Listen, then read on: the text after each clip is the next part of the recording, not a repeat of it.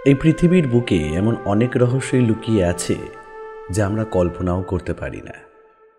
কতটাই বা আবিষ্কার করতে পেরেছি আমরা। সৌদি আরবের আল খালি মরুভূমির বুকে সত্যিই কি লুকিয়ে আছে কোনো প্রাচীন সভ্যতার ধ্বংসাবশেষ? এই সকল প্রশ্নের উত্তর পাবেন আজকের এই গল্পে। নমস্কার শ্রোতা বন্ধুরা, অন্ধকারের গল্পকথার সাম্রাজ্যে আপনাদের সকলকে স্বাগত। আমাদের আজকের নিবেদন লেখক অমিয় নস্করের কলমে আঁধার নগরী। গল্পের সূত্রধার ও গল্প পাঠে শুভ, অন্যান্য চরিত্রে রিনি, দেবাঞ্জন, রূপঙ্কর, অর্পিতা, কৌশিক, পার্থ, সৌম্যদীপ ও দীপ্তিমান। শুরু হতে চলেছে আজকের গল্প আঁধার নগরী।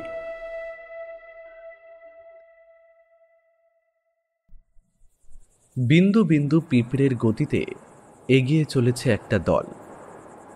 ধুধু মরুভূমির বুকে শো শো শব্দে বয়ে চলেছে উত্তপ্ত বাতাস। এখানে রাতের ম্রিয়মান আলোকরশ্মিতেও টেম্পারেচার প্রায় 43 থেকে 44 ডিগ্রির কাছাকাছি। দিনের আলোয় যা 50 থেকে 55 ডিগ্রিতে গিয়ে পৌঁছয়। তাই শত কষ্ট হলেও এই মরুভূমির বুকে অভিযান করতে হলে এই মধ্যরাতেই করতে হবে, কারণ এই সময়ের মতো উপযোগী সময় আর পাওয়া যায় না। তাই অকান্ত নগরী কিংবা নারকীয় সভ্যতার সহস্র বছরের ইতিহাস উদ্ঘাটন করতে একদল মানুষ হাতে টর্চ লাইট নিয়ে বৃহৎ মরুভূমির বুকে ক্ষুদ্রাতি ক্ষুদ্র জোনাকির মতো আর্কিওলজিক্যাল সার্ভে করে চলেছে। এমন সময় হঠাৎ টিমের মধ্যে থেকে একজন বলে উঠল, দেখ ভাই দেখ, সামনে ওই বালির স্তূপের মধ্যে কি যেন একটা চকচক করছে। বিস্ময়ের প্রত্যুত্তরে আরও একজন উত্তর দিয়ে বলল, চল আরও একটু এগিয়ে গিয়ে দেখি।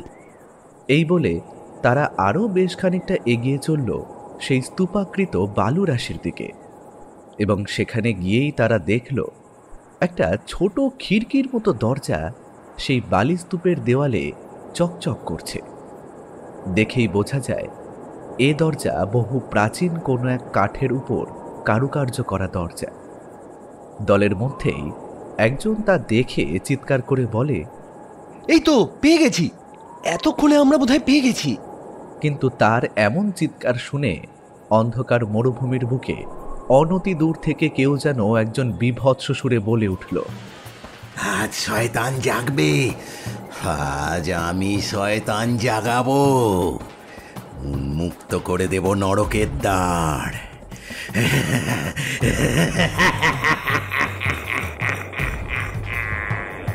কিন্তু মরুভূমির বুকে রাত বিরেতে প্রাচীন নগরী অনুসন্ধানকারী এই দল কিছু একটা খুঁজে পাওয়ার আনন্দে ওই বিভৎস হাসি বেমালুম এড়িয়ে গেল, এবং সেই প্রাচীন দরজা ঠেলে ভিতরে ঢুকতেই সবাই যেন পা পিছলে পড়ে গেল কোনো এক অজানা অন্ধকার গুহায়।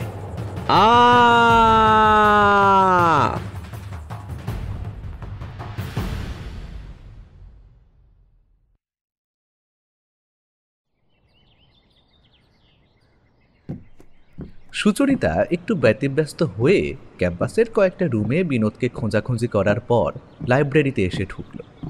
তার জুতোর খটখটে আওয়াজে খুব ভালো করেই বোঝা যাচ্ছে সে বিনোদকে খুঁজতে খুঁজতে প্রায় বিরক্ত হয়ে পড়েছে।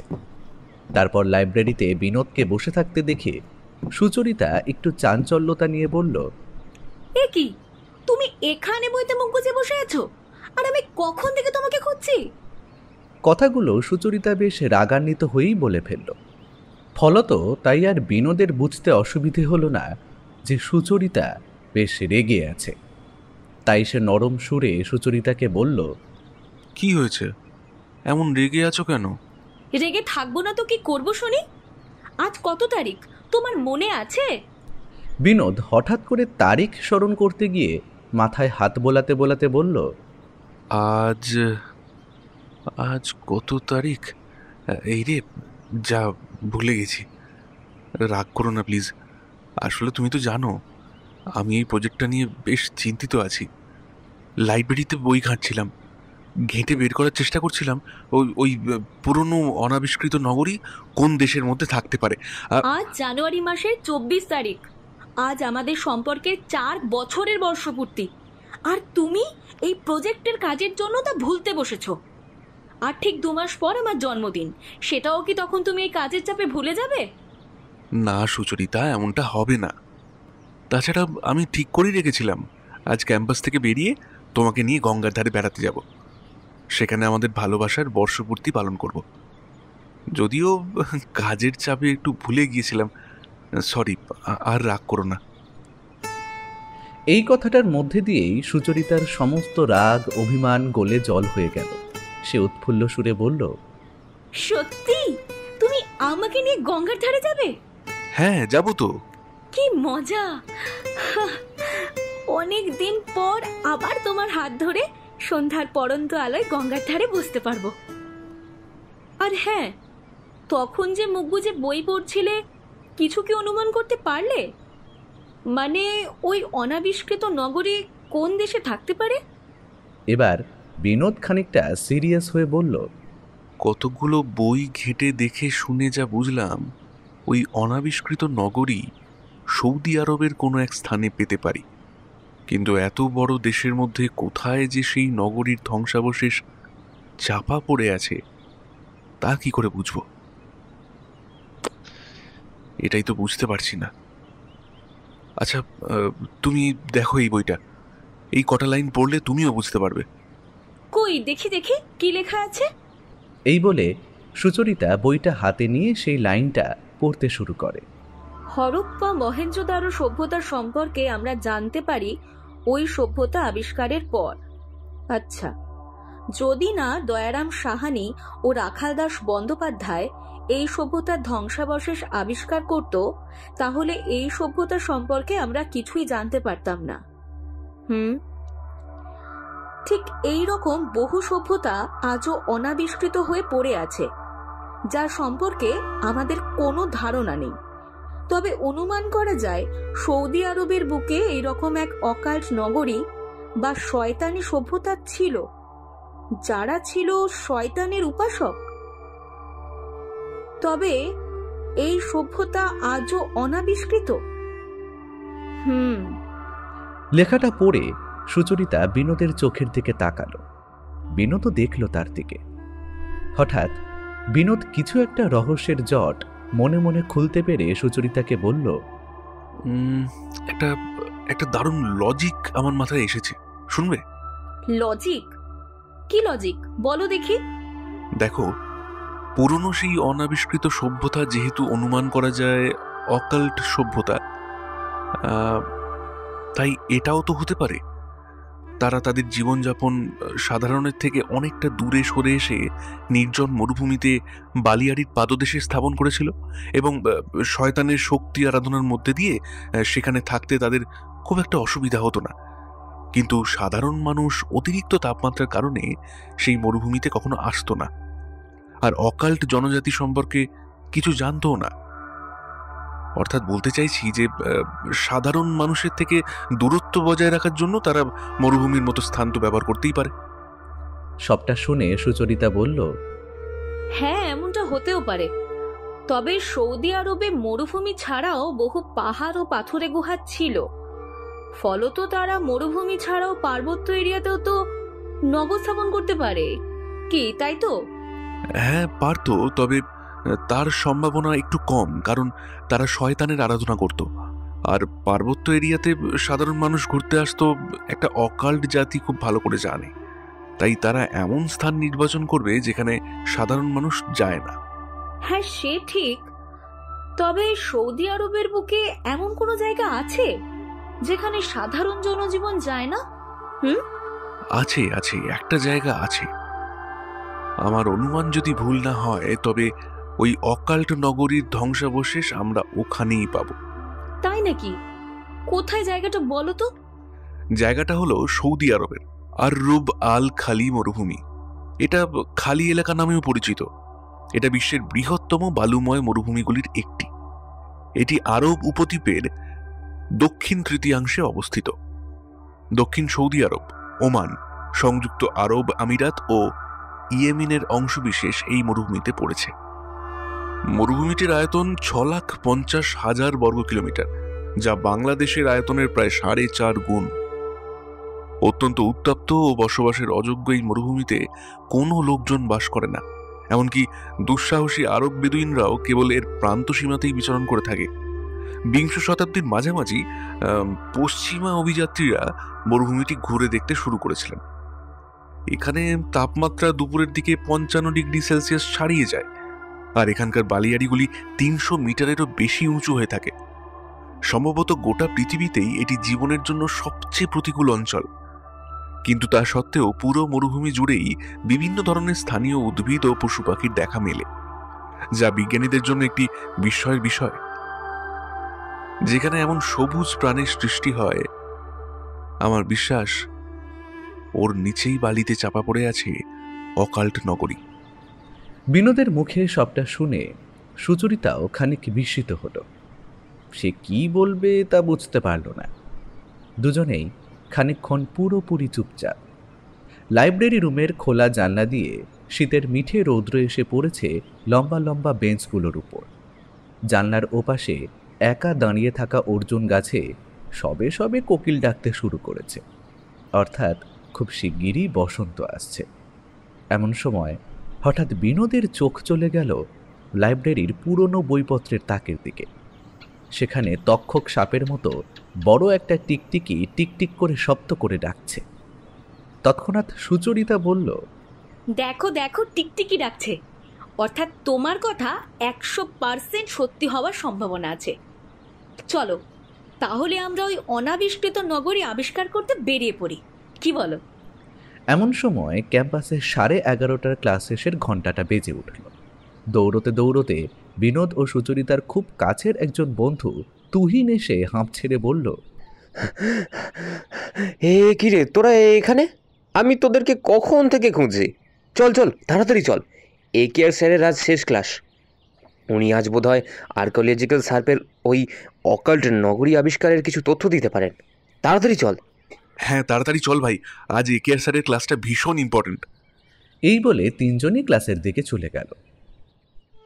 আর্কিওলজিক্যাল বিভাগে উৎকৃষ্টতম কোনো এক আবিষ্কারের আশায় বিনোদ উদ্বিগ্ন। তাই আর্কিওলজি নিয়ে মাস্টার্স করার সুবাদে আজ তার কাছে এই আবিষ্কারের সুযোগ এসে উপনীত হয়েছে, এবং বিনোদ সেই সুযোগকে মোটেই হাতছাড়া করতে চায় না। সে জানে যদি এবারের এই প্রজেক্টেও সাফল্য পায় তবে ওর নাম সারা দেশে খ্যাতির শীর্ষে উপনীত হবে। তখন বিনোদ হয়ে যাবে একজন নাম করা আর্কিওলজিস্ট। তবে বসে থাকলে তো আর স্বপ্ন পূরণ হয় না। তাই সে যতক্ষণ সময় পায় ওই অকাল্ট নগরীর ধ্বংসাবশেষ খুঁজে পাওয়ার সম্ভাব্য স্থান বইপত্র ঘেঁটে ভূগোলকে চিহ্নিত করে রাখে। প্রতিদিন তার অনুমান পরিবর্তন হয়।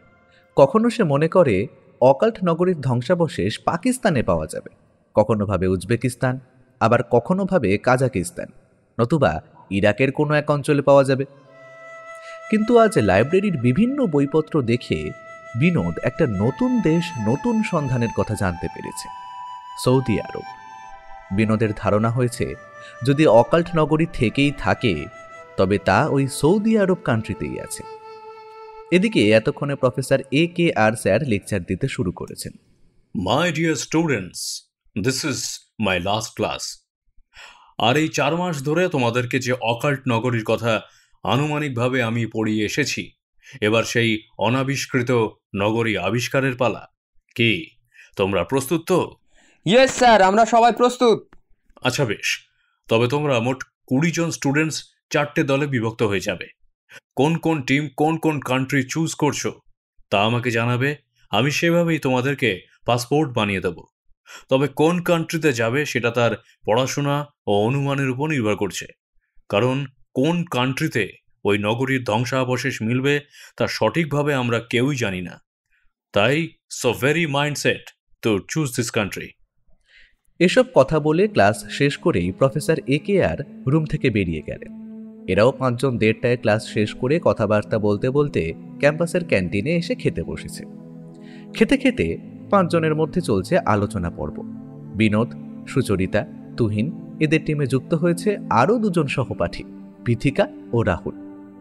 বিনোদ ও সুচরিতার মতো বিথিকা ও রাহুল একে অপরকে ভালোবাসে। কবে থেকে তাদের প্রেম তা জানি না, তবে এটুকু দেখেই বোঝা যায় যে তারা একে অপরকে মন থেকে পেতে চায়। তাদের একে অপরের চোখে দুজন দুজনার প্রতি অগাধ বিশ্বাস ও শ্রদ্ধা। বিথিকা খুব লাজুক নম্র স্বভাবের মেয়ে। সে নরম সুরে বলল, আজ থেকে তাহলে আমরা দুজনও তোদের টিমে যুক্ত হলাম। আর হ্যাঁ, তোরা কোন দেশ নির্বাচন করলি? বিনোদ বলল, আমি সব ঠিক করে ফেলেছি। নিজে হাতে একটা মানচিত্র, ওই পথ নকশা টাইপের একটা বানিয়েছি। তোরা চিন্তা করিস না, তোদেরকে সব বলবো, সবটা জানাবো। আজ রাতেই একটা হোয়াটসঅ্যাপ গ্রুপ ক্রিয়েট করে সেখানে আমরা 5 জন এসব বিষয়ে আলোচনা করে নেব। এখানে আলোচনা সম্ভব নয়, কারণ আদার্স কেউ শুনে ফেললে সমস্যা আছে, বুঝলি? তাই এসব কথা এখানে আলোচনা না করাই ভালো। বিনোদের মুখে সবটা শুনে রাহুল বলল, হ্যাঁ ভাই, ঠিকই বলেছিস। এসব কথা এরকম ওপেন ফোরামে আলোচনার বিষয় নয়। তাছাড়া ওই অকাল্ট নগরের ধ্বংসাবশেষ যদি আমরা খুঁজে পাই, তবে তা এক বিস্ময়কর আবিষ্কারের তালিকাভুক্ত হবে। তাই এত সহজেই এসব আলোচনা আদার্স লোকজনকে শুনতে দেওয়া যাবে না। এইভাবে কথাবার্তার মধ্য দিয়ে তাদের 5 জনের খাওয়া দাওয়ার পর্ব প্রায় শেষ হয়ে এলো। ঘড়ির কাঁটা সরে গেল বেলার ঘরে। এতক্ষণে তুহিন বলল, চল, আমাদের তো খাওয়া শেষ হলো, এবার তবে আমরা কজন একটু গঙ্গার দিকটায় ঘুরে আসি। আচ্ছা বেশ, চল না যাই। আচ্ছা তোরা চল, আমার একটা দরকার আছে, সেটা মিটিয়ে আমি এক্ষুনি আসছি। শীতের পড়ন্ত বেলায় সূর্য যখন শহরের ইট কাঠ পাথরের উঁচু উঁচু ইমারতগুলোর পেছনে ঢাকা পড়ে গেছে, পথে ঘাটে আলো আঁধারি মুছে দিতে জ্বলে উঠেছে আর্টিফিশিয়াল চাঁদের ঝকঝকে আলো, সেই ঝাঁ চকচকে শহুরতাকে দূরে ঠেলে 4 জন বন্ধু এগিয়ে চলল গঙ্গা পাড়ের মুক্ত হাওয়ায়, মুক্ত বিহঙ্গের মতো নিজেদেরকে শ্রান্ত করতে। তখন গঙ্গা পাড়ের কালী মন্দিরে সন্ধ্যাকালীন আরতি শুরু হয়েছে।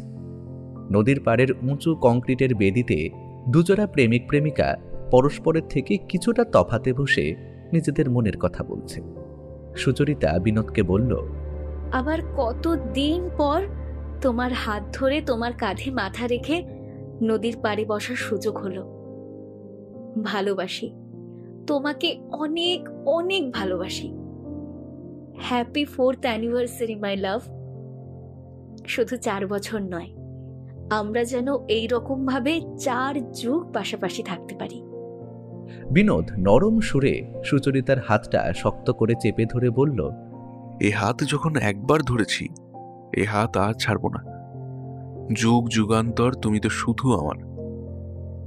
Sucharita, love you. আজ প্রেমবার্ষিকীর এই 4th বছরে এই নাও, তোমাকে 4টে লাল গোলাপ দিলাম, আর নিজেকেও অর্পণ করলাম তোমার প্রেমের কাছে। আমাকে আগলে রেখো। হঠাৎ পেছন থেকে একটা সেলিব্রেশন সেল ফাটিয়ে তুহিন চিৎকার করে বলল, হ্যাপি লাভ অ্যানিভার্সারি বন্ধুদয়। তুহিনের সাথে সাথে রাহুল ও বিথিকাও নিজেদের গল্প কথা ফেলে রেখে এই উদযাপনে সামিল হয়েছে। হ্যাপি লাভ অ্যানিভার্সারি বন্ধু, ভালো থাকিস দুজন।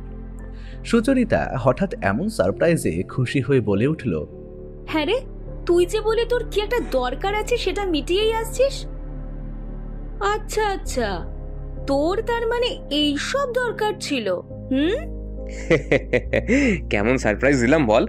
তবে সব আমার আর ওই বিনোদের প্ল্যান। নে নে, আর দেরি করিস না, কেকটা কাট দেখি দুজনে। তারপর সেদিন সন্ধ্যায় লাভ অ্যানিভার্সারি সেলিব্রেশন সেরে সবাই যে যার মতো বাড়ি ফিরে গিয়েছিল। সন্ধ্যায় বিনোদ পুরো টিমের সাথে হোয়াটসঅ্যাপ আলোচনা করে অভিযানের জন্য নির্বাচন করল সৌদি আরব এবং তা মেইল করল প্রফেসর AKR এর কাছে। এরপর কেটে গেছে প্রায় 1 পক্ষকাল। এখন তারা 5 জন শুধুমাত্র পাসপোর্টের অপেক্ষা করছে।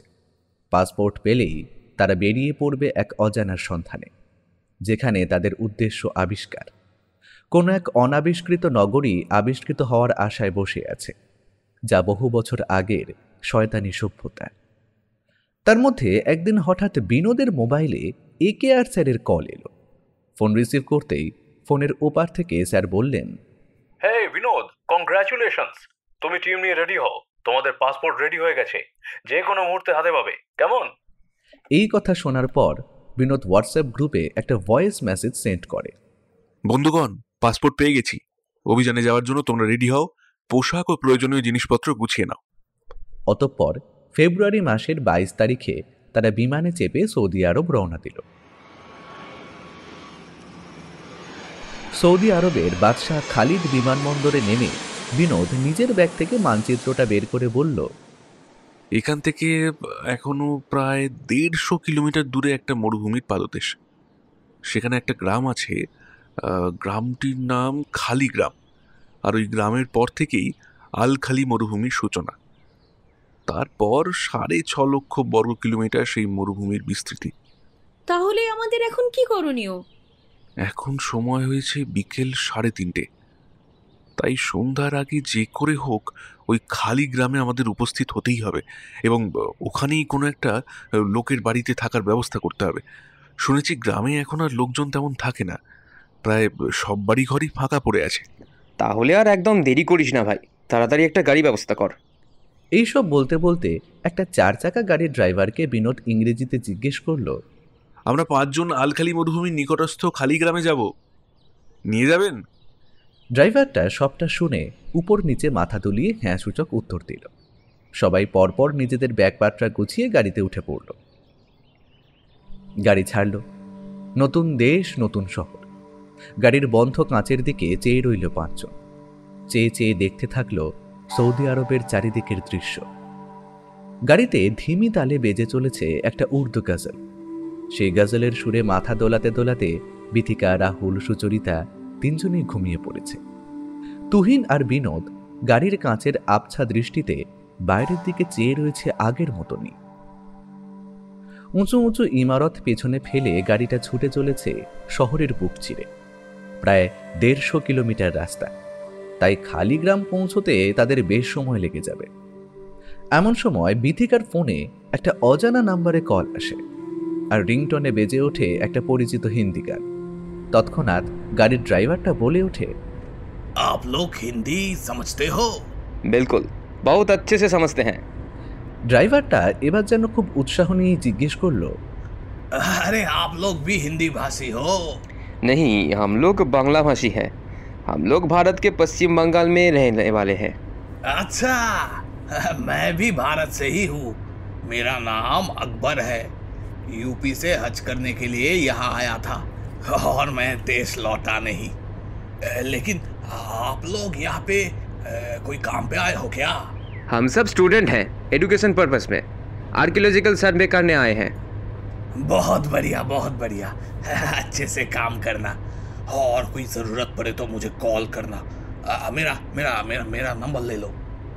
হঠাৎ দেশ ছেড়ে এতটা দূরে একটা ভিন্ন দেশে কাজের সূত্রে এসেও এমন কাকতালীয়ভাবে একজন ভারতীয়র সাথে দেখা হয়ে যাবে, সে কথা না ড্রাইভার আকবর জানতো না সে কথা তুহিন জানত। তবে এমন দেখা হওয়াতে দুই তরফেই একটা ভালো লাগা বোধ কাজ করে গেল। তাই বিভিন্ন রকম কথাবার্তায় তাদের গাড়ির মধ্যে নিস্তব্ধতা তো কাটলই, এমনকি 4 ঘন্টার পথ জার্নিটাও যেন বিনা বোরিংয়েই সমাপ্ত হলো। অতঃপর অন্ধকার মাখা একটা পথের শেষে এসে 4 চাকাওয়ালা গাড়িটা থামল। সবাই যে যার ব্যাগপত্র নিয়ে গাড়ি থেকে নামতেই অনতি দূরে দেখতে পেল একটা বিস্তীর্ণ জায়গা জুড়ে কতগুলো ছোট ছোট ঘর। সেখানে বোধহয় ইলেকট্রিসিটি নেই। সেই ঘরগুলো থেকে টিমটিম একটা আলোর অস্বচ্ছ রেখা কিছুটা দূরে এসেই গাঢ় অন্ধকারে মিলিয়ে যাচ্ছে। চারিদিকটা কেমন যেন নিস্তব্ধ। রাতের ঝিল্লি পোকার চিৎকার আর শ্মশানপুরীর মতো সৌদি আরবের এমন গ্রাম দেখে বিথিকা বলল, আমরা কোথায় চলে এলাম? ভাই বিনোদ, এখানে তো এলাম ঠিক কথা, কিন্তু এখানে থাকবো কোথায়? বিনোদ এতক্ষণে ব্যাগ থেকে সেই ম্যাপটা বের করে আবারও একবার দেখে নিল। পরিকল্পনা মতো ঠিকঠাক জায়গায় এসেছে কিনা সেটা একবার যাচাই করে নিল। তারপর রাহুলের কথায় উত্তর দিতে যাবে এমন সময় ড্রাইভার আকবর বলল, तुम लोगों का यहाँ पे रहने का बंदोबस्त है ना? नहीं, देखो ना भैया, तुम कुछ बंदोबस्त कर सकते हो क्या? ठीक है, तुम लोग यहाँ पे ठहरो। मैं फकीर मियाँ से बात करके अभी आया। এই বলে গাড়ির কাছে তাদেরকে দাঁড় করিয়ে রেখে একটা সরু অন্ধকারের পথ বেয়ে আকবর এগিয়ে গেল সেই টিমটিমে আলোর উৎসস্থলগুলির দিকে। এদিকে ধীরে ধীরে রাতের গভীরতা বৃদ্ধি পেয়েছে। ভারতের মাটিতে রাতের যেমন শরীর, যেমন নেশা, সৌদি আরবেও রাত সেই একই রকম, কোনো রকম পার্থক্যই লক্ষ্য করা যায় না। তবে স্বদেশে রাত্রির যে মায়া আছে, ভিন দেশে তা নেই। সবটা কেমন যেন অবাস্তব বলে মনে হচ্ছে। পাঁচজন অন্ধকারে গাড়ির পাশে ব্যাগপত্র রেখে দাঁড়িয়ে থাকতে থাকতে হঠাৎ করেই বিকট ঘ্যাস ঘ্যাসে সুরে বয়ে আসা একটা আওয়াজ শুনতে পেল। পাঁচজনে এতক্ষণে দক্ষিণের খালি গ্রামের দিকে তাকিয়ে দাঁড়িয়েছিল। এতক্ষণে পূর্ব দিক থেকে এই অস্বাভাবিক একটা সুর তাদের কানে যেতে তারা কেমন যেন ভয় পেয়ে গেল। তৎক্ষণাৎ ব্যাগ থেকে একটা টর্চ বের করে এগিয়ে গেল সেই আওয়াজের দিক অনুসরণ করতে করতে। এতক্ষণে পাঁচজনে অনুভব করল তারা গাড়ি দাঁড়ানো লাল মুড়ো ইটের রাস্তা ছেড়ে এসে দাঁড়িয়েছে মরুভূমির বুকে, সেই বিখ্যাত আল খালি মরুভূমির। এই রাতের বেলাতেও এখানে টেম্পারেচার 42-43 ডিগ্রি। তবে যে সুর অনুসরণ করতে করতে তারা মরুভূমির বুকে উঠে পড়েছে, এতক্ষণে সেই সুরটাও বন্ধ হয়ে গেল। চারিদিকে দু চোখ ছুটিয়ে আঁধার দেখে বিনোদ বলল, এই আল খালি মরুভূমি, আজ রাতেই আর এখানে সার্ভে চালাবো না, তবে কাল সকাল থেকেই আমাদের কাজ শুরু করতে হবে। সে তো ঠিকই আছে, কাল তো কাজ না হয় শুরু করব, কিন্তু এখন যে সুরটা আমাদেরকে এখানে টেনে নিয়ে এলো, সেই সুরটা কোথায় মিলিয়ে গেল বলো তো? পুরোপুরি ধুঁধু ফাঁকা মরুভূমির বুকে বাতাসের শব্দও এমন কারোর ডাক মনে হয়। একটু আগের এই ঘটনাটা আমাদের মনের ভুল ছাড়া আর কিছুই হতে পারে না। হ্যাঁ তুহিন, তুই ঠিকই বলেছিস। তবে হ্যাঁ, সবাই কিন্তু চোখ কান খোলা রাখবি, একটু সতর্ক থাকবি, কারণ এখানে বিপদ হতে বেশি সময় লাগবে না। এতক্ষণে দূরে ছেড়ে আসা গাড়ির কাছ থেকে গাড়ির ড্রাইভার হেঁকে বলল, अरे कहाँ चले गए तुम लोग? इधर चले आओ, इधर चले आओ। यहाँ पे तुम लोगों का रहने का मैंने बंदोबस्त कर लिया है। हाँ भैया, थोड़ा ठहरो, हम आते हैं। পাঁচজন মরুভূমি থেকে বালি মারিয়ে এসে দাঁড়ালো গুঁড়ো ইটের সেই লাল রাস্তায়। তখনই তারা দেখল একজন বৃদ্ধ লোক মুখের সামনে লণ্ঠন উঁচিয়ে তাদের সামনে দাঁড়িয়ে ভয়ানক সুরে বলল, বাহ, অনেকগুলো বছর পরে আবার বাঙালির সাথে দেখা হয়ে গেল।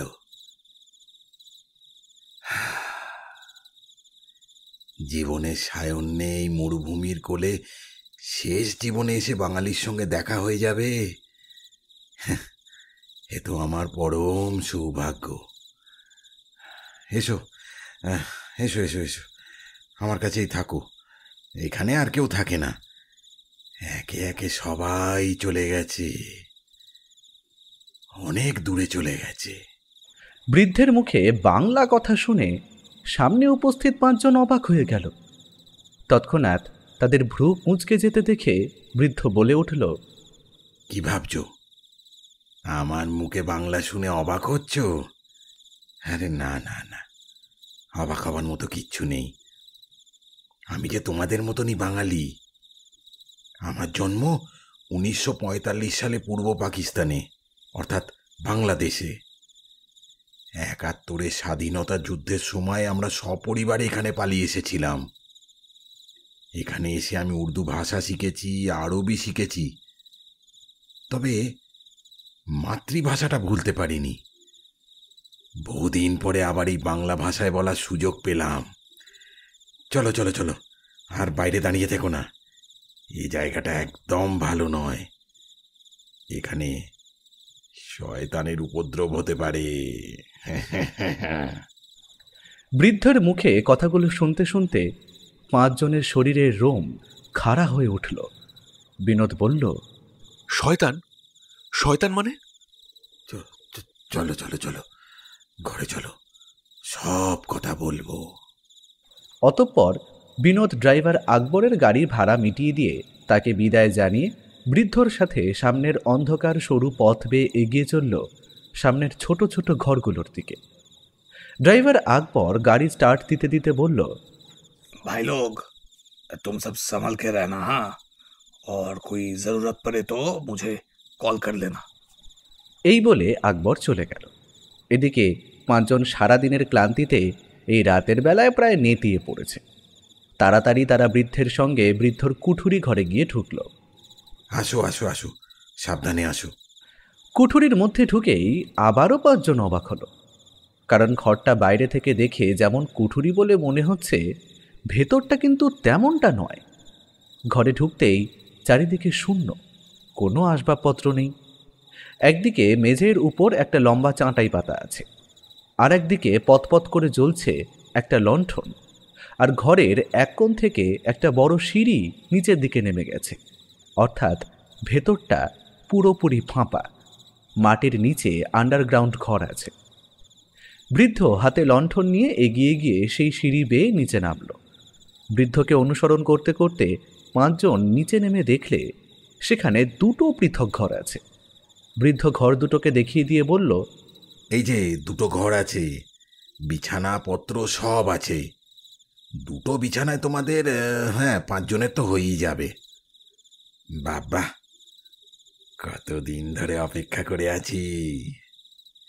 কেউ তো আসুক এই শয়তান নগরী আবিষ্কার করতে। কেউ আসে না, কেউ আসে না। জানো, আজ প্রায় 35 বছর পরে আবার কেউ এলো এই শয়তান নগরী আবিষ্কার করতে। এতক্ষণে সুচরিতা ও বিথিকা দুজনে একটা ঘরে গিয়ে বিছানায় ক্লান্ত শরীর নেতিয়ে পড়েছে।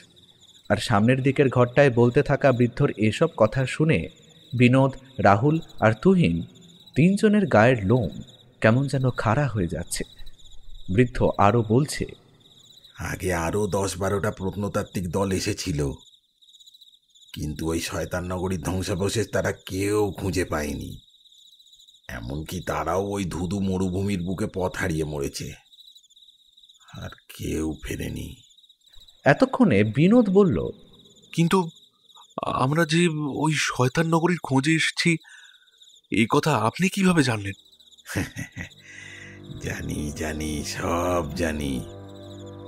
তাছাড়া আকবর তো বললো তোমরা নাকি কি সব সার্ভে টার্ভে করতে এসেছো। তখনই বুঝেছি তোমরা ওই শয়তান নগরীর খোঁজে এসেছো। এই যে আলখালি মরুভূমির পুরো পাশেই একটা খালি গ্রাম, এই গ্রামে আপনি ছাড়া আরো লোকজন থাকে তো নাকি? না বাবু, এখানে আমি একাই থাকি। থাকতো একটা সময়, অনেক লোকজন এখানে থাকতো, কিন্তু এখানে আশেপাশেই বোধহয় কোনো শয়তানের বসবাস আছে। তাই বোধহয় এখানে এখনো অবধি কেউ টিকতে পারেনি। একে একে সবাই মরেছে। কিন্তু আপনার কিছু হয় না? আপনি এত বছর ধরে এখানে একা একা আছেন। রাহুলের এমন প্রশ্নে একটা বিকট হাসি দিয়ে বৃদ্ধ বলল, আমার আমার আবার কি হবে? না না, আমার কিচ্ছু হবে না, আমার কিচ্ছু হবে না, কিচ্ছু হবে না, আমার কিচ্ছু না। আমার কিছু হবে না, আমার কিছু হবে না, এসব বলতে বলতে বৃদ্ধ সেই ঘর ছেড়ে বেরিয়ে এলো। তারপর অন্ধকারের মধ্যে কোথাও যেন মিলিয়ে গেল। এদিকে 5 জন নিজেদের সঙ্গে করে আনা শুকনো খাবার দাবার খেয়ে রাতে ঘুমিয়ে পড়ল। একটা ঘরে 2 জন মেয়ে এবং আরও একটা ঘরে 3 জন ছেলে শুয়েছে। প্রতিটি ঘরে একটা করে চিমনি জ্বলছে। চিমনির এক বিন্দু আলোয় সারা ঘর কেমন যেন আলো আঁধারের নেশাচ্ছন্ন অবস্থায় ঘুমিয়ে রয়েছে। চারিদিক নিস্তব্ধ, বোধহয় সবাই ঘুমিয়ে পড়েছে।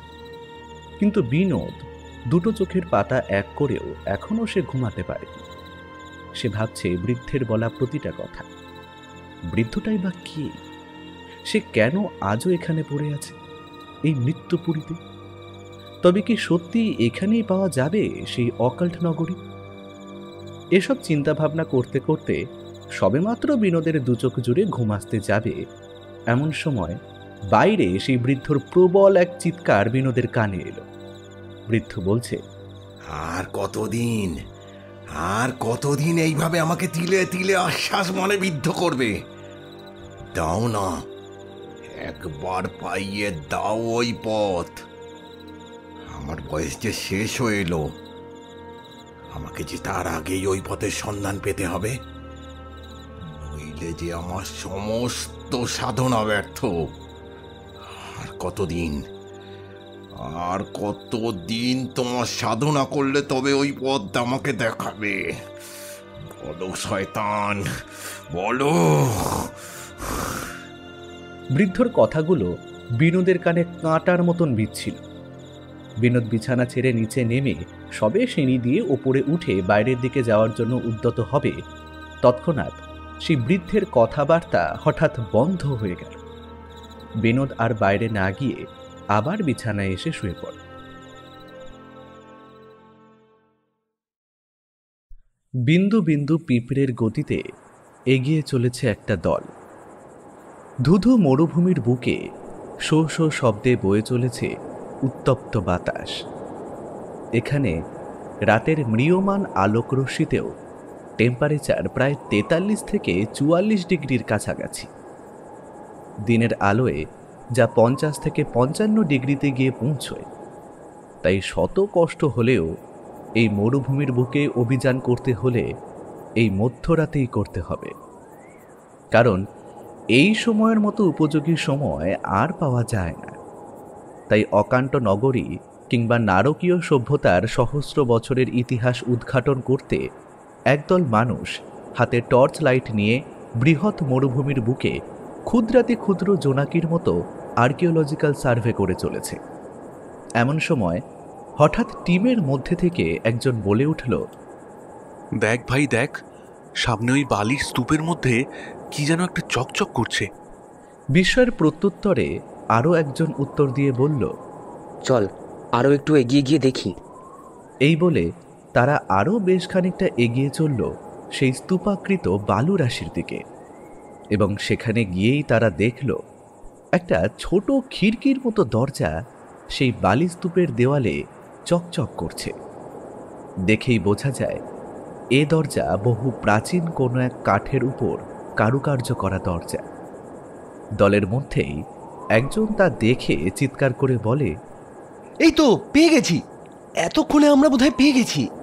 কিন্তু তার এমন চিৎকার শুনে অন্ধকার মরুভূমির বুকে অনতি দূর থেকে কেউ যেন একজন বিভৎস সুরে বলে উঠল, আজ শয়তান জাগবে, আজ আমি শয়তান জাগাবো, মুক্ত করে দেব নরকের দ্বার।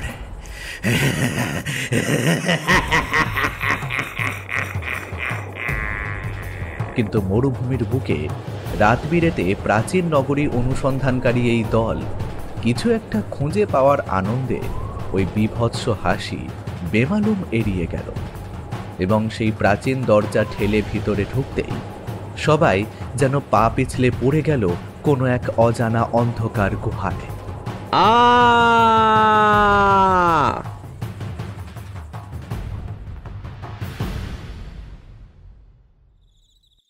সঙ্গে সঙ্গে বিনোদ চিৎকার করে উঠল।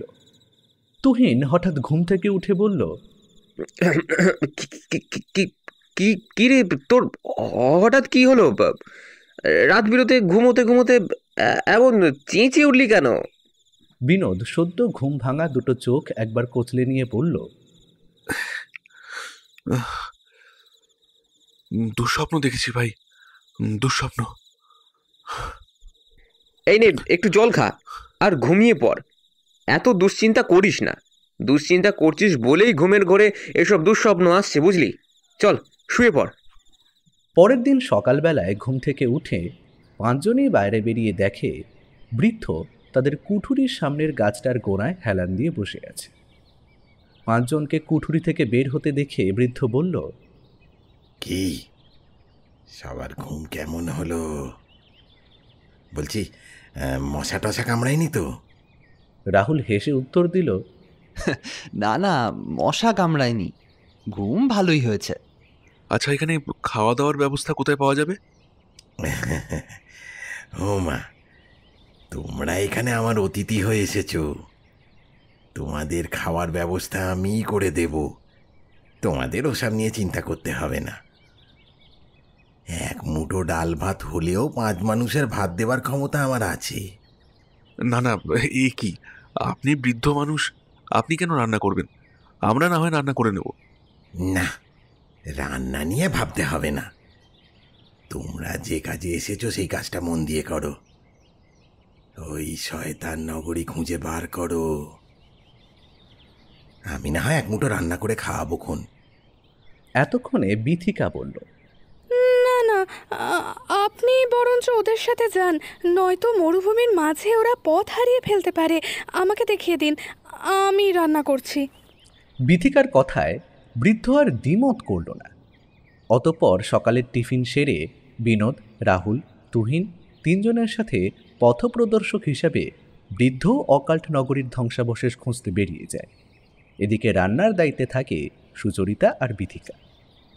বৃদ্ধ পথপ্রদর্শকের মতো তিনজনের সঙ্গে থাকে এবং সৌদি আরব সম্পর্কে, এই শয়তান সভ্যতা সম্পর্কে যা কিছু তার জানা তা তিনজনকে শোনাতে থাকে। বৃদ্ধ বলে, সৌদি আরবের মাদাইন সালিহার কাছে আরবীয় উটসহ বেদুইন মহিলারা বেশ্যাবৃত্তি পরিত্যাগ করে একসময় শয়তানের আরাধনা শুরু করেছিল। তারা এলাকার আল্লাহ বলে মনে করত ওই শয়তানকে। মরুভূমির জাহাজের উটকে ভোগ চড়াতো ওই শয়তানের উদ্দেশ্যে। কিন্তু তখনও শয়তান জাগ্রত ছিল না, আজও অবশ্য জাগ্রত নেই। তাই আগে যারা শয়তানের সাধনা করত, তাদের মধ্যে যারা বর্তমানে আছে, তারা এখনো পর্যন্ত শয়তানের সাধনা করে যায়। তারা সবাই গোপনে গোপনে আজ ওই শয়তানকে জাগ্রত করতে চায়, কিন্তু তা যে ভীষণ কঠিন কাজ। আপনিও নিশ্চয়ই চান সেই পুরনো শয়তান সভ্যতার সম্রাট শয়তান জাগ্রত হোক? না না না, আমার মতো সাধারণ একজন মানুষ কিভাবে এই শয়তানকে জাগ্রত করবে? তাছাড়া ওই শয়তান সাধনার একটা বিশেষ দিক ছিল। সৌদি আরবের উচ্চ জাতীয় মানুষ যখন নিম্ন জাতি মানুষের উপর অন্যায় অত্যাচার শুরু করলো, তখন সেই নিম্ন জাতির মানুষের মন রাগে ক্ষোভে প্রতিহিংসা পরায়ণ হয়ে উঠল। আর তখনই তারা আল্লাহর নাম নেওয়া বন্ধ করতে শুরু করলো। হাজার হাজার বছর আগে ধ্বংস হয়ে যাওয়া শয়তান সভ্যতার সম্রাট শয়তানের, কিন্তু তাতে বিশেষ কিছু লাভ হয়নি। শয়তানকে জাগ্রত করার একটা বিশেষ রীতি আছে, অবশ্য সে রীতি প্রায় সকলেরই অজানা। তুহিন বৃদ্ধকে বলল, আচ্ছা, আপনি আমাকে একটা কথা বলুন তো, আপনি নিশ্চিত এই মরুভূমির মধ্যেই কোনো এক জায়গায় এই শয়তান নগরীর ধ্বংসাবশেষ পাওয়া যাবে? অবশ্যই, আমি নিশ্চিত এখানেই কোথাও না কোথাও একটা জায়গায় আছে ওই ধ্বংসাবশেষ। এইভাবে খুঁজতে খুঁজতে রাত হয়ে এলো এবং এইভাবে আরও কয়েকদিন অতিবাহিত হলো। তবুও কোনোভাবেই অকাল্ট নগরীর কোনো চিহ্ন মাত্র চোখে পড়ল না। পরের দিন রাতে খাওয়া দাওয়া করার পর সবাই যে যার মতো ঘুমিয়ে পড়েছে। এমন সময় বিনোদের কানে এলো কেমন যেন একটা বীভৎস আওয়াজ। সৌদি আরবের আকাশে তখন মধ্যরাতের রক্তচাঁদ পশ্চিমের মরুভূমির বুকে ধীরে ধীরে তা তলিয়ে যাচ্ছে, আর তার বুক থেকে ঝরে পড়া ক্লান্তিময় আঁধার মরুভূমির কোলে অবস্থিত খালি গ্রামের উপর ছড়িয়ে পড়েছে বিস্তীর্ণভাবে। চারিদিকে ছোট বড় কাঁটা জাতীয় গাছ ও সবুজ গাছের পাতা থেকে উষ্ণ বাতাসে বালি বেয়ে পড়ছে ঝিরিঝিরি শব্দে। ইটের গুঁড়ো দিয়ে বাঁধানো লাল রাস্তার আশেপাশে আর কুঠুরির সামনে ধুধু বালিয়াড়ির উপর তাল তাল অন্ধকার নেমে আসছে আকাশ থেকে। তবে আশ্চর্যের বিষয়, বালি বাতাস মাখাই রাতের সঙ্গে অন্ধকারে গা মিশিয়ে কালো কাপড় পরা কোনো এক প্রাণ আঁধারের মধ্য দিয়ে কুঠুরির সামনের দিকে এগিয়ে যাচ্ছে, সেই মরুভূমির দিকে যেদিকে প্রথম দিন তারা পাঁচজনে একটা সুরের টানে এগিয়ে গিয়ে দাঁড়িয়েছিল। এতক্ষণ বিনোদের অবচেতন মনে দৃশ্যমান এই দৃশ্যপট ভেঙে গেল বাইরে থেকে আসা বৃদ্ধর গুচ্ছ মন্ত্রোচ্চারণের মধ্য দিয়ে। কিছুক্ষণ ধরে সেই মন্ত্রোচ্চারণ বিনোদের কানে আসার পর বিনোদ খেয়াল করল পাশের ঘরের দরজাটা খট করে খুলে বিথিকা ধীরে ধীরে বাইরে বেরিয়ে আসছে। ঘরের মধ্যে জ্বলতে থাকা চিমনির টিমটিমে আলোয় বিথিকার চোখ মুখ স্পষ্ট দেখতে পাওয়া যায় না, তবে এটুকু বোঝা যাচ্ছে সে যেন স্বইচ্ছায় বাইরে বের হয়নি, তাকে কেউ যেন টেনে হিচড়ে বের করে নিয়ে যাচ্ছে। বিনোদ দেখে শুনে পাশে শুয়ে থাকা রাহুলকে চুপি চুপি ডাকে, রাহুল, ওই রাহুল, ওঠ, দেখ বিথিকা কোথায় বেরিয়ে চলে যাচ্ছে। ডাকতে ডাকতে কনুই দিয়ে ধাক্কা দিয়ে বিনোদ রাহুলকে জাগিয়ে দেয়। রাহুল চোখ খুলে দেখে বিথিকা ঘর থেকে বেরিয়ে এসে সিঁড়ি দিয়ে উপরে উঠে যাচ্ছে। রাহুল হঠাৎ কিছু বুঝতে না পেরে বিনোদকে জিজ্ঞেস করল, কি রে, কি হয়েছে? বিথিকা এমন করে বাইরে যাচ্ছে কেন? এখানেই তো বাথরুম ছিল, বাইরে কি করতে যাচ্ছে ও? ও স্বেচ্ছায় যাচ্ছে না রে, ওকে বোধহয় মন্ত্র চালনা করেই নিয়ে যাওয়া হচ্ছে। চল ওঠ, ওর পিছন পিছন চল, দেখি কি হয়। ওই যে শুনতে পাচ্ছিস না, গুচ্ছ মন্ত্রোচ্চারণের শব্দ ভেসে আসছে। এইসব কথাবার্তা বলতে বলতে দুজন বিছানা ছেড়ে বিথিকার পিছু নিল। বিথিকা সিঁড়ি ভেঙে উপরে উঠে কুঠুরি থেকে বের হয়ে সামনের মরুভূমির দিকে হেঁটেই চলেছে। তারপর হঠাৎ বিথিকার প্রবল চিৎকার দুজনের কানে এলো। দুজনে তড়িঘড়ি টর্চের আলো ফেলে এগিয়ে গিয়ে দেখল সামনে একটা উঁচু বালির ঢিপির উপর বিথিকা অজ্ঞান হয়ে পড়ে রয়েছে। তাকে এমন মূর্ছিত অবস্থায় দেখে রাহুল কেমন যেন ঘাবড়ে গেল। বিথিকাকে এসে কোলে করে তুলে নেয়। বিনোদ বলল, চল রাহুল, তাড়াতাড়ি ওকে নিয়ে ঘরে ফিরে চল, নয়তো সমস্যা হতে পারে। এমন সময় হঠাৎ মরুভূমির মাঝে প্রবল এক বালি ঝড় ধেয়ে এলো। শোঁ শোঁ শব্দে ঝোড়ো বাতাসে হু হু করে বালি উড়ে যাচ্ছে বাতাসের সাথে। সেই ঝোড়ো বাতাসে রাহুল বিথিকাকে নিয়ে আর এক পাও এগোতে পারল না। রাহুল, চোখ বন্ধ করে নে ভাই, আর বিথিকার চোখ মুখটা একটু ঢেকে দে। প্রায় 10-15 মিনিট মাথা হেঁট করে বসেছিল দুজন। তারপর বালির ঝড় থামলেই রাহুল বিথিকাকে কোলে পাথালি করে কুঠুরিতে নিয়ে এলো।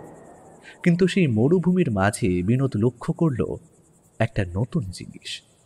সে দেখল বালি ঝড়ে বালি উড়ে সরতে সরতে খানিকটা জায়গা ফাঁকা হয়ে একটা সুড়ঙ্গ পথ বেরিয়েছে।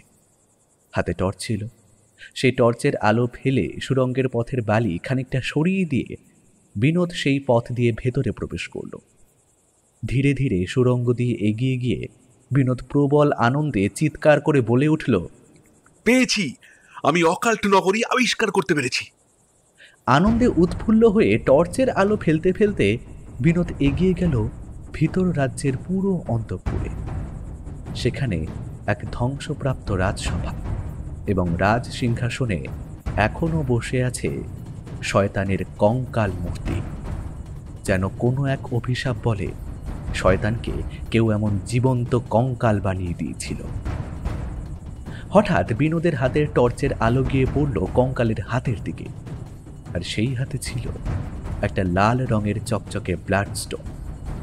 বিনোদ সেই ব্লাডস্টোনটা হাতে নিয়ে দেখছে, এমন সময় পেছন থেকে সেই বৃদ্ধ ফকির মিয়া বিনোদের মাথায় লাঠি দিয়ে আঘাত করে। সেই ব্লাডস্টোনটা তার হাত থেকে ছিনিয়ে নিয়ে উল্লাসময় হাসি দিয়ে বলে ওঠে, পেয়েছি, বহুদিন উপেক্ষা করবার পর আমি নরকের দারুণ মুক্ত করার চাবিকাঠি পেয়ে গেছি। আজ আমি শয়তান জাগিয়ে নরকের দারুণ মুক্ত করতে পারলেই অমরত্ব লাভ করব। বিনোদ মাথায় প্রচন্ড আঘাত পাওয়ায় চোখের সামনে আর কিছুই দেখতে পাচ্ছে না, তবে কানে স্পষ্ট শুনতে পাচ্ছে বৃদ্ধর কথা, তার উল্লাসময় হাসি। প্রচন্ড কষ্টের সত্ত্বেও বিনোদ বলে উঠল, শয়তান, আমি ঠিকই সন্দেহ করেছিলাম, তুইও গোপনে ওই শয়তান সাধনা করিস। তুইও চাস নরকের দারুণ মুক্ত করতে, তবে তবে এতদিন অপেক্ষা করছিলিস কেন? আমি জানি তুই এই অকাল্ট নগরীর রাস্তা জানতিস,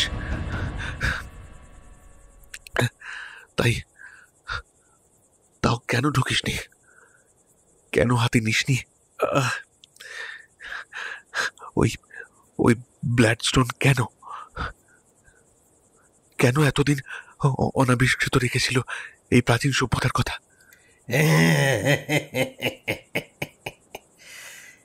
আমি এই সভ্যতা আবিষ্কার করতে পারতাম, তাতে একজন প্রত্নতাত্ত্বিক হিসেবে আমার নামও উজ্জ্বল হতো।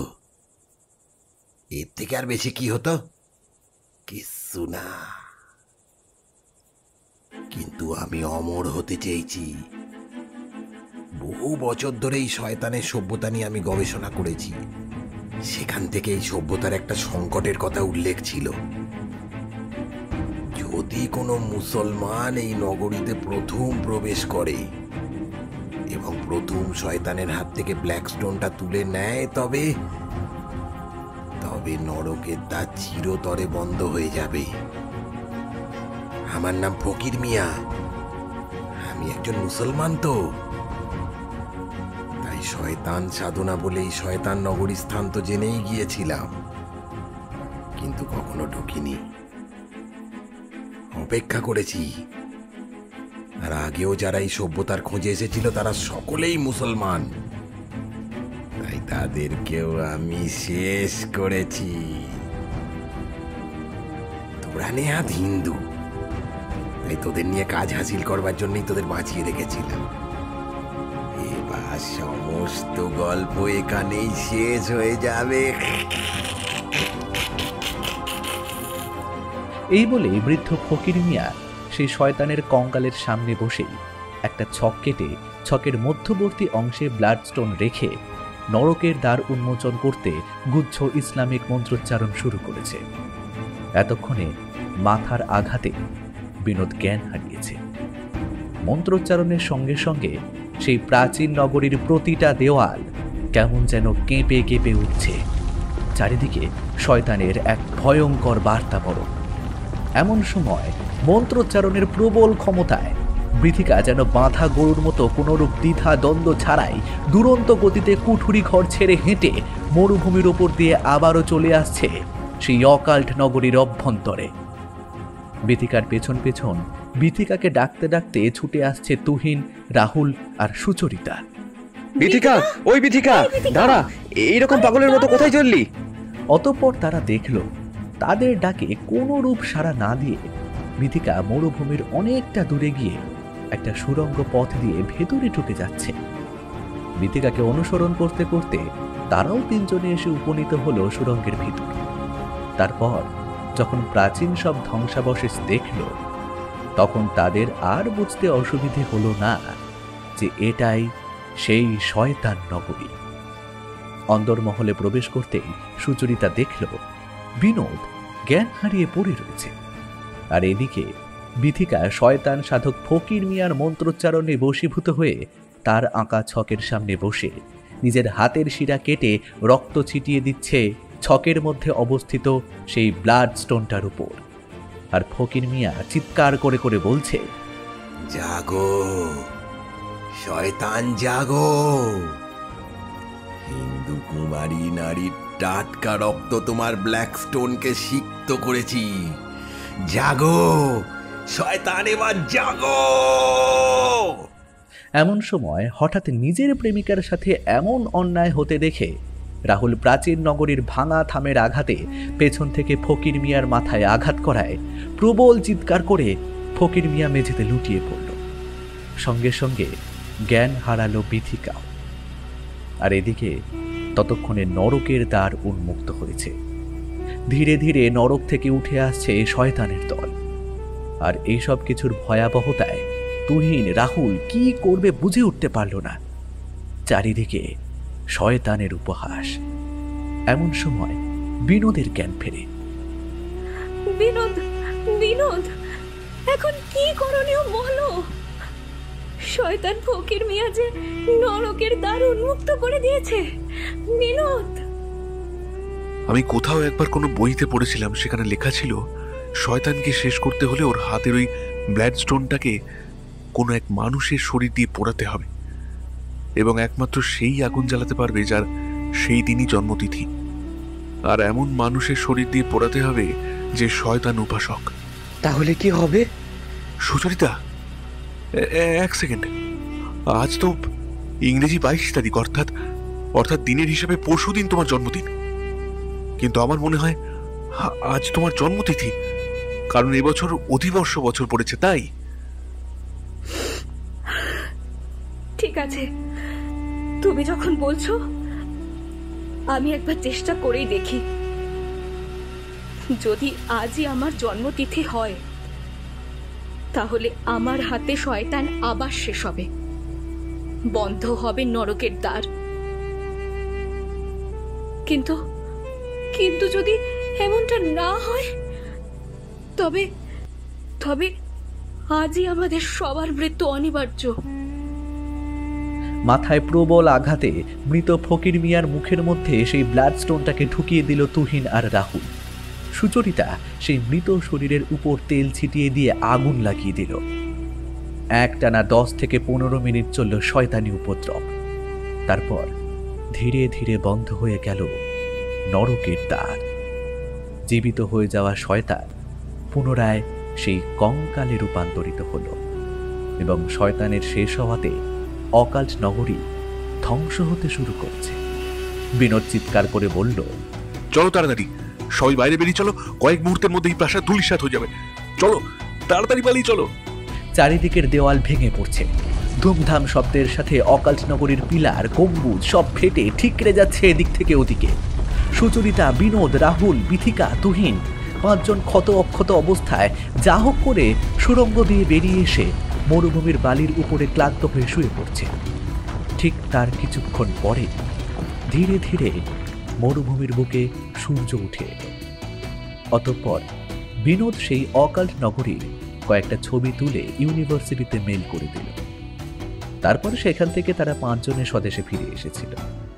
আর্কিওলজিক্যাল বিভাগে এমন নতুন এক সভ্যতা আবিষ্কার করার জন্য রাজ্য সরকার কর্তৃক এই 5 জনের দলকে সেরা প্রত্নতাত্ত্বিক শিরোপায় পুরস্কৃত করা হলো। আর স্বপ্ন পূরণ হলো বিনোদেরও।